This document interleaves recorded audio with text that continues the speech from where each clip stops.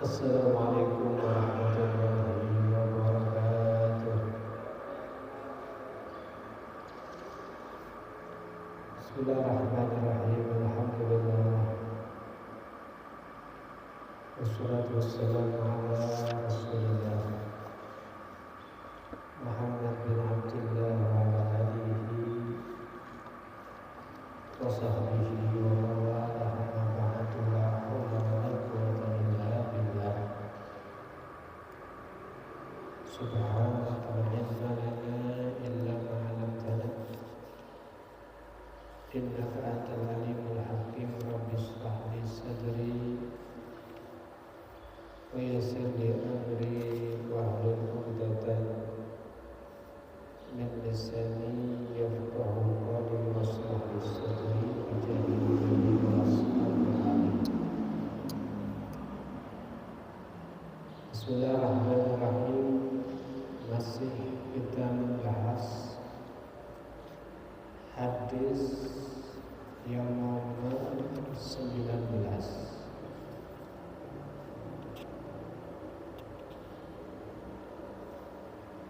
An Abil Abbas Abdullah bin Abbas radhiyallahu anhu. Hadis riwayat dari Sayyidina Abdullah bin Abbas radhiyallahu anhu qala kuntu khalfan nabi yawman. Satu ketika saya ada di belakangnya Nabi.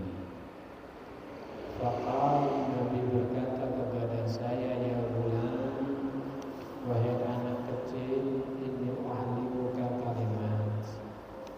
Kamu tak ajari beberapa kalimat ya. Ihfadillah yahfadka.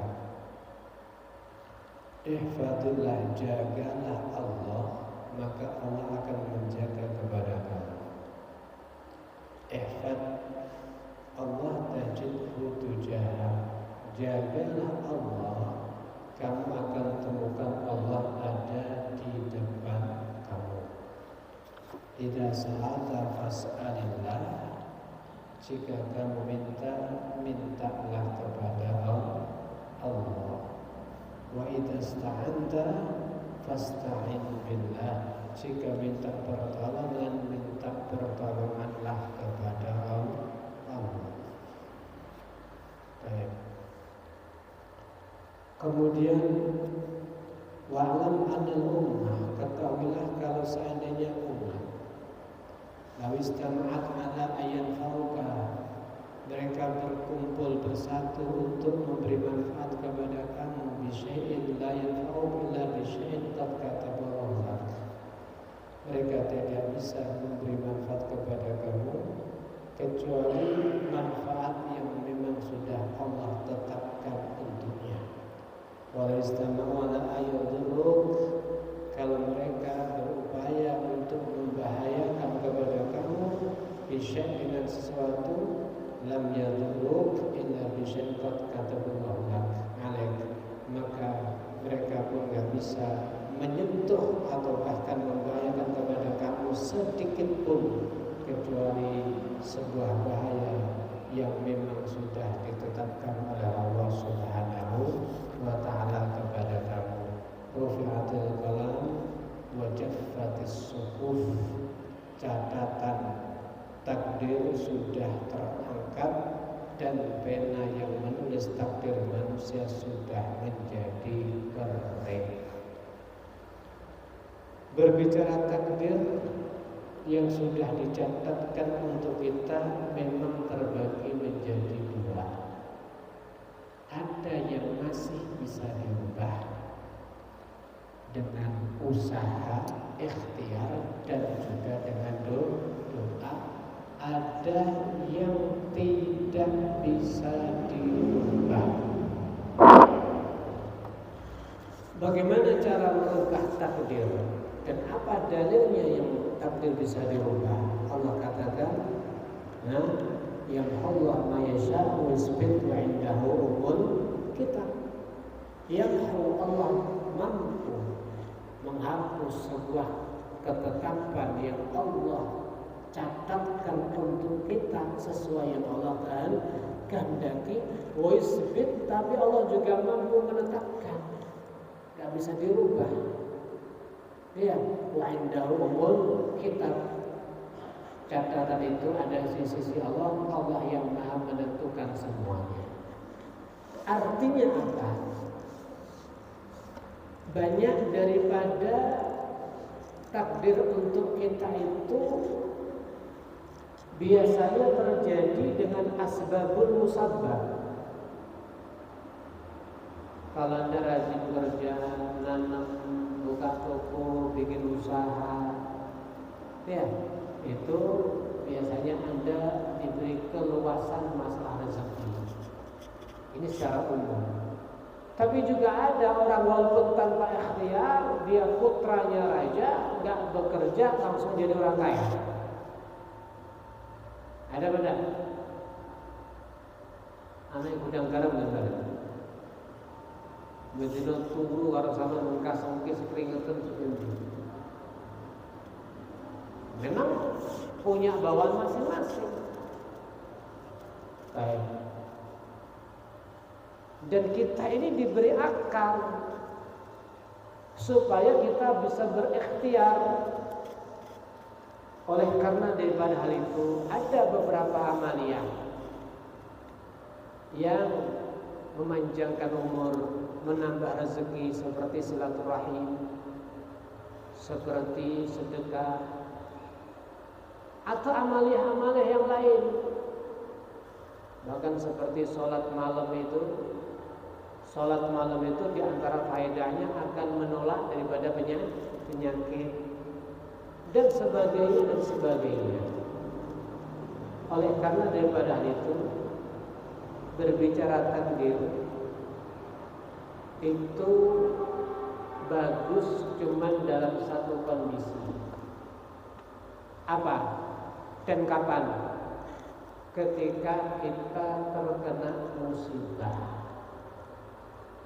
Wis hati-hati, sudah ikhtiar maksimal, namun prediksi meleset masih aja gagal. Di situ Anda berbicara takdir bagus. Alhamdulillah, baknonya tuh nih takdir ini bagus. Tapi kalau seandainya maaf, para waria itu misalkan wanita setengah pria, kita tegur, nggak boleh suka sama jenis haram. Jawabnya apa? Mas, siapa yang nggak mau pengen normal? Semuanya pengen normal. Namun saya takdirnya seperti ini. Enak kalau yang ngomong. Namun takdirnya saya seperti ini, nggak boleh. Salah kau bergaul, salah kau mencari informasi, sehingga sesuatu ini seperti kaum Lot ini. Kau ikuti tren, kau ikuti yang ada dalam pikiran, kau masuk kepada komunitas yang seperti itu. Kemudian setelah itu kamu yang masuk, yang kau masuk ke komunitas itu dengan dorongan nafsu kamu. Kemudian setelah kau punya kebiasaan seperti itu, sukamu kepada sesama jenis, kemudian kau bilang, siapa yang gak pengen normal? Kau salahkan Allah. Gak boleh, gak bisa. Naluri kita itu laki suka perempuan dan sebaliknya. Bukan laki suka dengan laki, waliyadzubillah min dzalik. Paham ya? Jadi kalau sesuatu itu muncul karena nafsu kita, dorongan nafsu kita, kemudian jangan berdalil atas nama takdir. Nanti akhirnya ketika ada orang nyuri duitnya kamu, kau tangkap, kok main tangkap? Saya jadi pencuri atas nama, saya jadi pencuri karena takdirnya Allah. Kalau gitu semuanya, hukum rusak semuanya. Anakmu digondol, bojomu digondol wong akhirnya.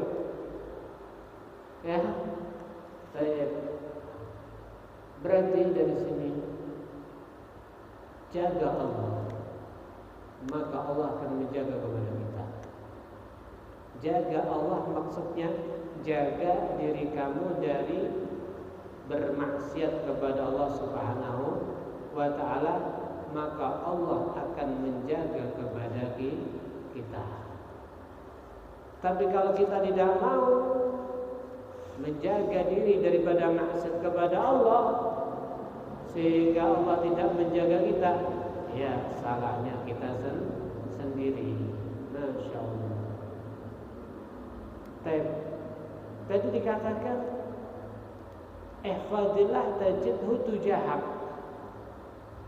Ketika engkau menjaga kepada Allah, maka engkau akan temukan Allah ada di depan kamu.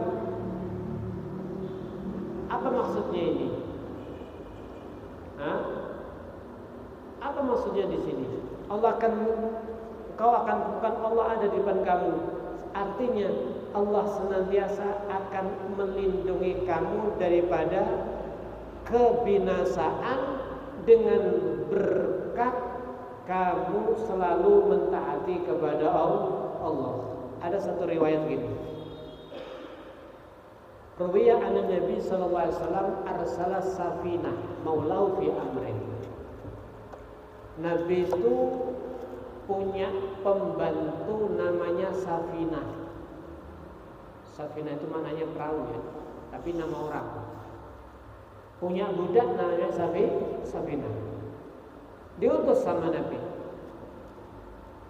Maka total dia mentaati Nabi Muhammad SAW.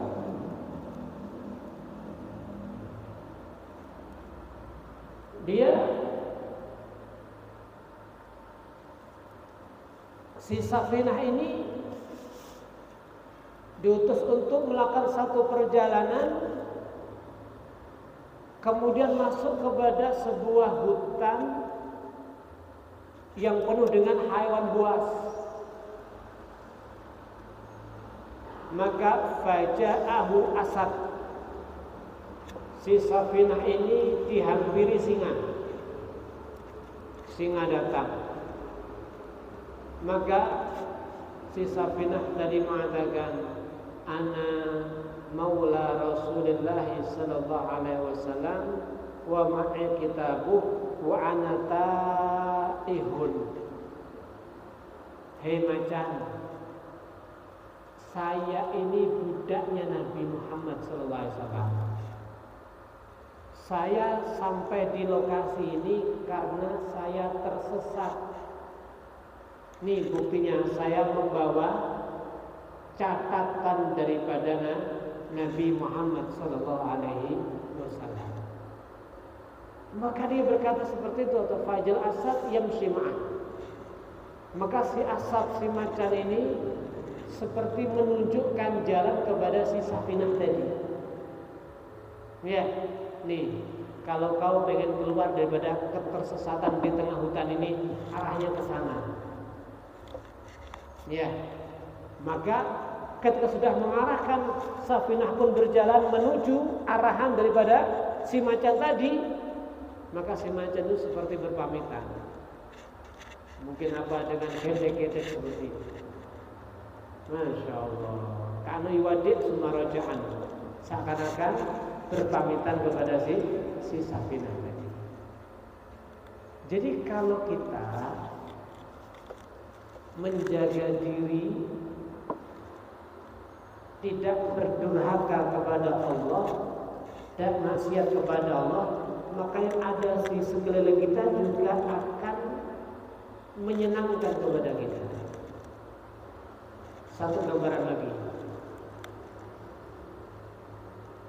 Sayyidina Ali bin Abi Thalib itu pernah ngomong dengan omongan yang dikenang sampai hari ini. Tentang apa? Komentar Sayyidina Ali terhadap Sayyidina Umar ibn Khattab. Ketika kaum muslimin mampu menaklukkan Al-Iskandariyah,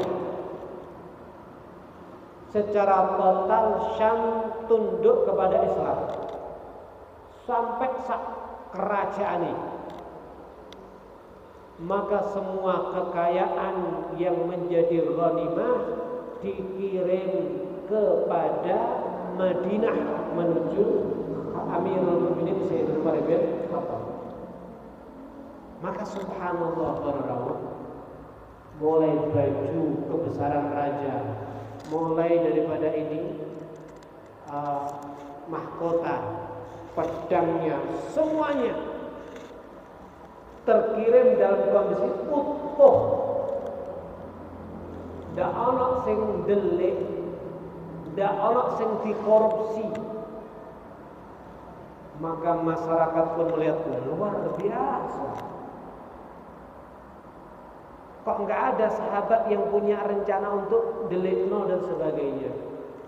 Maka apa kata Sayyidina Ali kepada Sayyidina Umar? Ya Umar, Amirul Mukminin.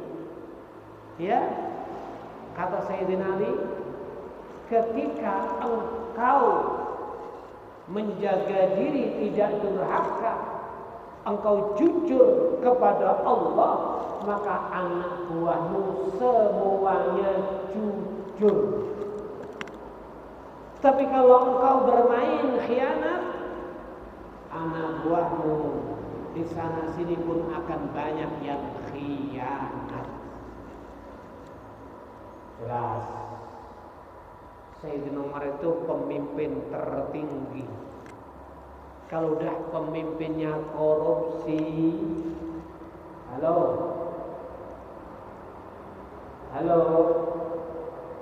kabeh golek bagian. Korupsi dhewe. Subhanallah. Ya, ini konsep Islam. Ya Allah. Dari sini kita kepen berbenah. Pokoknya kita sebagai pemimpin, kalau berarti kita ya mungkin pemimpin untuk badan kita. Yang memimpin itu benar, maka badan kita akan dilindungi oleh Allah. Numpak mobil itu setire sing nyetir lek tepat, bokonge ora nyerempet, paham? Kayak sing nyetir ora tepat. Ya Allah.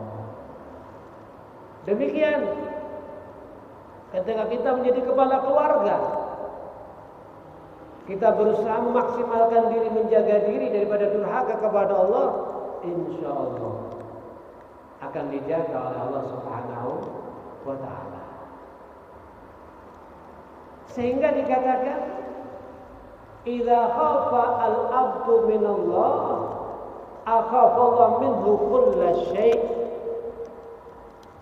Ketika seorang hamba itu takutnya kepada Allah sungguhan, maka segala sesuatu oleh Allah akan dibuat takut kepada hamba tersebut. Jadi segala sesuatu akan takut kepada kita kalau kita takut kepada Allah. Tapi kalau kita tidak pernah takut kepada Allah, kita akan mudah takut dengan sesuatu. Ketemu ini takut, ketemu itu takut, ketemu orang ini takut, ketemu orang itu takut. Kalau bojone wedi ya. Takwa berarti ya, takut istri tua.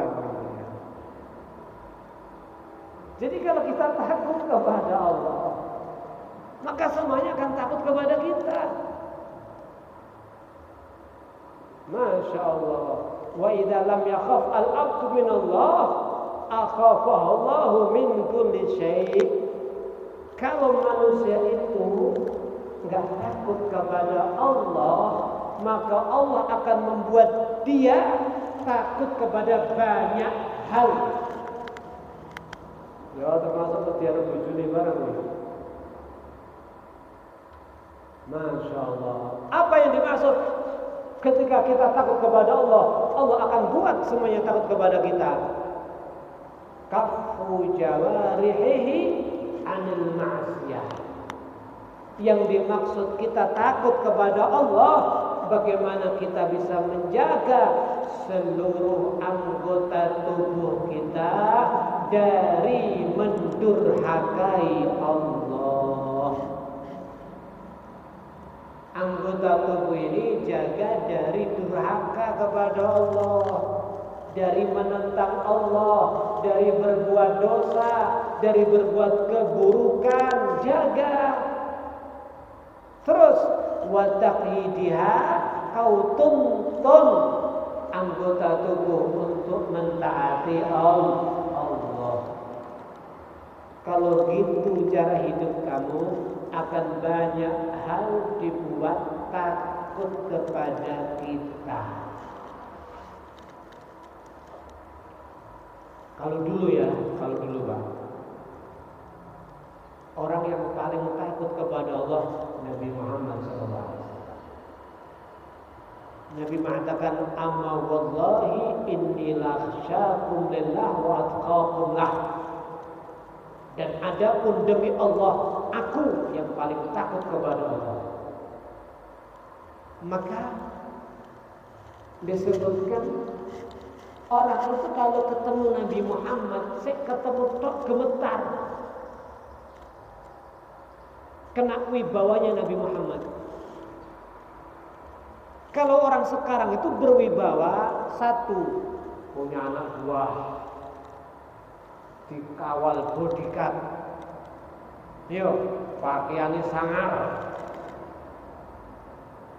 kemudian punya ini, punya itu, mungkin baru muncul ada wibawa. Tapi kalau Nabi Muhammad, kewibawaannya begitu besar sekali. Enggak sedikit ada orang dibawa ke tempat Nabi udah gemetar. Iya, padahal tahukah Anda, Nabi itu baju cuma satu, gamis cuma satu, jubah cuma satu, rijak seperti ini cuma satu. Semuanya satu Nabi Muhammad. Pakainya sangat sederhana. Wibawa itu bukan dengan pakaian. Wibawa itu bukan karena di samping kamu ada bodyguardnya. Wibawa itu bukan kau menyeting pakaian kamu, angker dan sebagainya. Kalungan tengkorak misalnya. Halo, kalungan rantai. Rambutnya diketayang ngadeg kabeh. Bukan seperti itu wibawa. Allah akan masukkan di hati orang yang memandang kamu menjadi takut dan sebagainya kalau engkau jadi orang yang benar-benar takut kepada Allah Subhanahu wa ta'ala. Masya Allah. Demikian orang-orang yang meneladani kanjeng Nabi seperti Al-Imam Malik. Imam Syafi'i itu pengen ketemu Imam Malik, pengen ngaji sama Malik. Lapor kepada salah satu penguasa. Ya, Bokyo kalau bahasa kita. Saya tuh diantar, bisa ketemu Imam Malik, saya pengen ngaji kepadanya. Maka si penguasa apa jawabnya? Kalau disuruh milih berhadapan dengan singa dengan Imam Malik, saya lebih baik berhadapan dengan singa aja dah. Kenapa? Kena wibawa daripada Imam Malik. Masya Allah. Dulu itu yang ditakuti ulama. Karena ulama dulu tidak bisa dibeli. Jelas.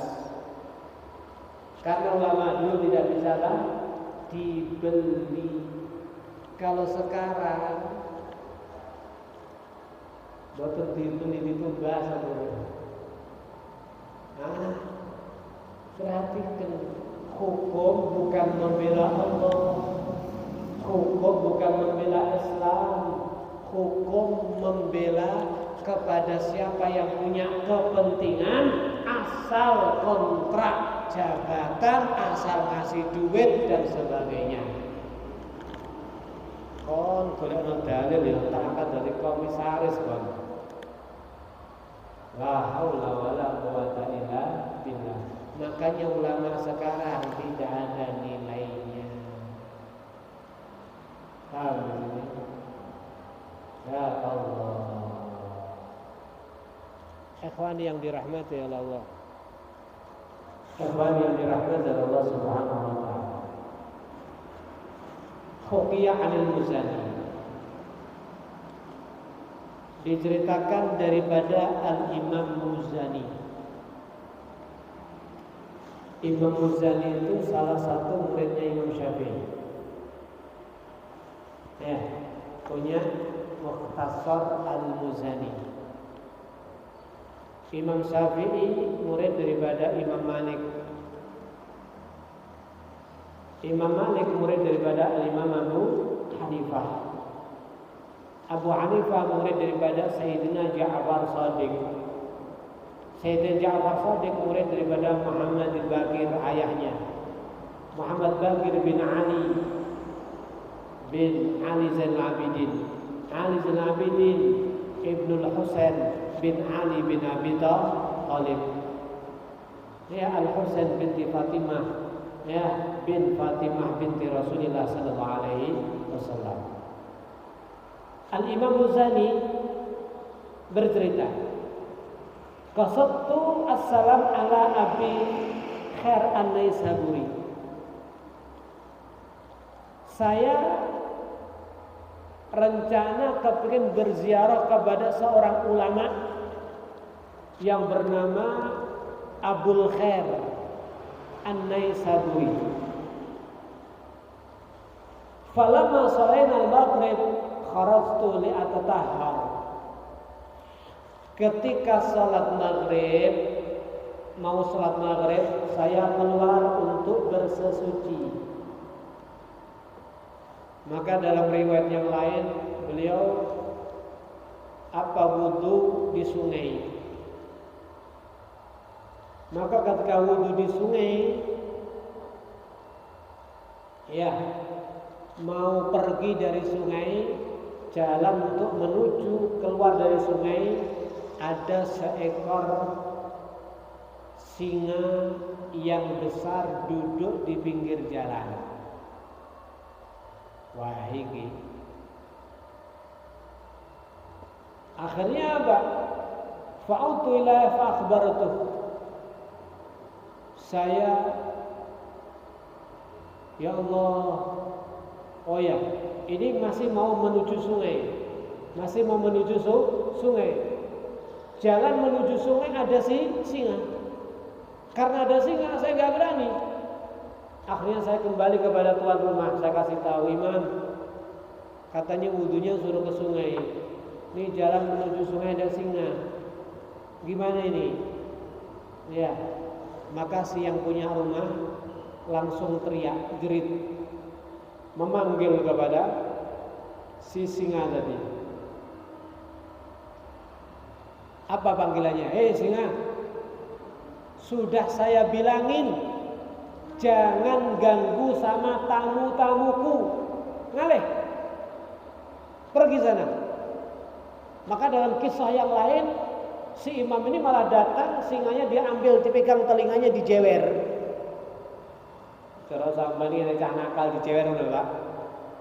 Tak omong itu, ojo ganggu tamu gua ya kan. Masya Allah, sing delay menteleng lomo. Singa mbok jewer. Singa takut kepada kamu. Kok bisa? Maka yang punya rumah mengatakan, ya, was istaghaltum bi taqwimid zahir fa khiftumul asad. Sampean kuwi repote memperbaiki urusan zahir. Zahirmu rapi, lesanmu kaya api, di hadapan manusia kau kelihatan seperti ahli ibadah, ahli taat dan sebagainya. Kau tidak pernah memperbaiki masalah hati. Kalau kami memperbaiki masalah hati, bagaimana supaya kami nggak ada riak dalam ibadah, nggak pengen didengar oleh orang kebaikan kami, nggak pengen dilihat oleh orang kebaikan kami, nggak ada merasa sombong dalam hati kami. nggak ada ta'ajub hati kami. Semua perbuatan, ucapan kami, gerak-gerik kami yang mendorong semuanya hanya mencari ridha Allah Subhanahu wa taala, bukan pujian manusia, bukan harapan daripada duitnya manusia, bukan mu'azzamah diagungi di hatinya daripada para manusia. Ketika itu ibadah kami, maka Allah buat semuanya takut kepada kami, termasuk ini singa. Tapi kalau kamu cuma repot zahir, atau kamu cuma takut dicaci manusia, takut dielokna manusia, takut tidak dikagumi manusia, takut tidak dipuji manusia, takut tidak diangkat derajatnya manusia, maka kamu dibuat takut oleh banyak manusia. Berarti jelas, ketika kita masih takut dengan banyak hal, ibadah kita masih kurang sempurna.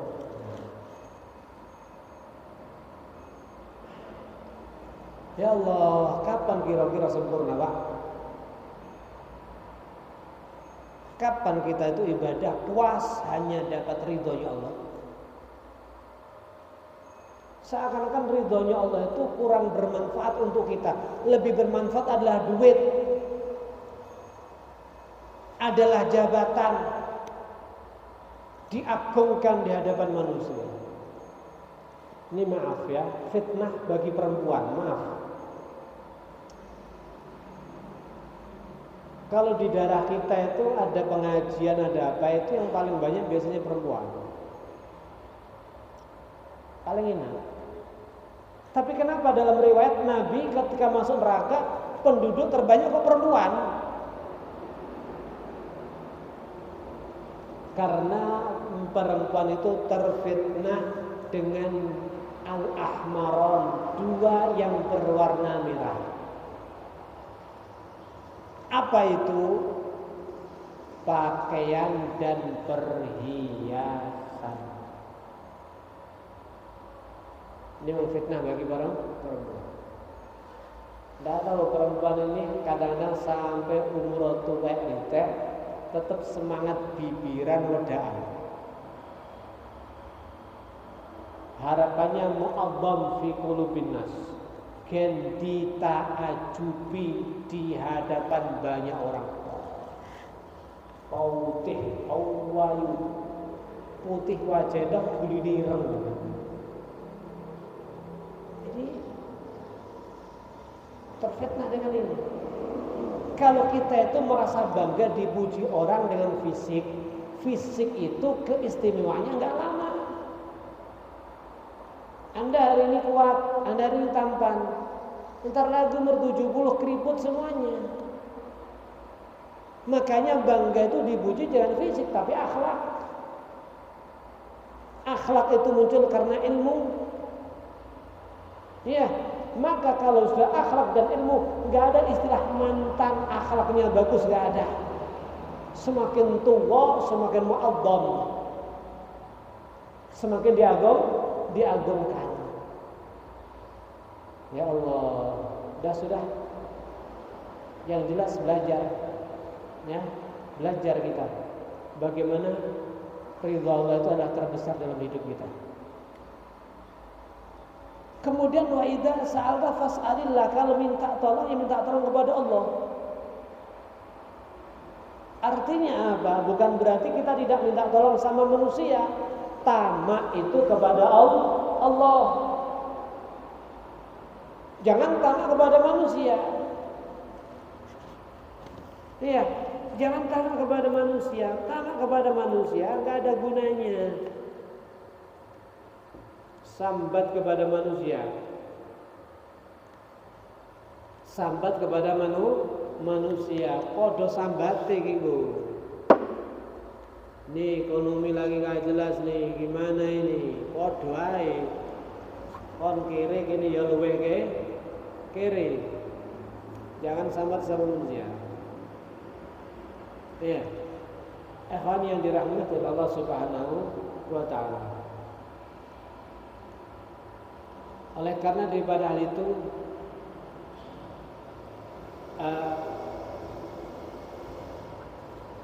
dikatakan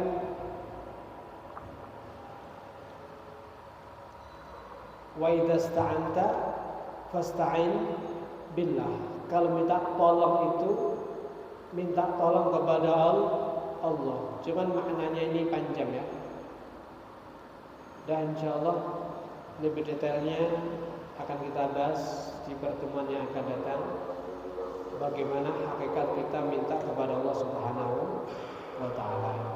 Walhamdulillahirabbil alamin. Hadza minni wal fikum. Assalamualaikum warahmatullahi wabarakatuh.